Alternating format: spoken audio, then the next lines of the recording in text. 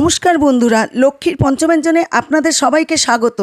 আশা করি আপনারা সবাই ভালো আছেন।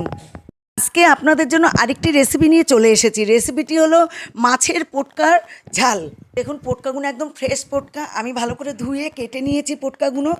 তারপরে কড়াইতে সর্ষের তেল দিয়ে গরম হয়ে গেছে, কালো জিরে সম্বার দিয়ে পেঁয়াজ দিয়ে দিলাম, টমেটো দিলাম, কাঁচা লঙ্কা দিলাম, করে একটু নাড়াচাড়া করে তারপর পোটকাগুলো দিয়ে দিলাম, দিয়ে ওইগুলো ভালো করে একটু নাড়াচাড়া করে একটু ভাজা ভাজা করে এবার ওখানে আদা বাটা, রসুন বাটা, কাঁচা লঙ্কা বাটা, স্বাদ অনুযায়ী লবণ, হলুদ, কাশ্মীরি লঙ্কার গুঁড়ো, ঝাল লঙ্কা সব দিয়ে একটু মিষ্টি দিয়ে ভালো করে কষিয়ে গরম মশলার গুঁড়ো দিয়ে ধনেপাতা কাঁচা লঙ্কা দিয়ে আমি নামিয়ে নিলাম, নিয়ে সার্ভ করে দিলাম।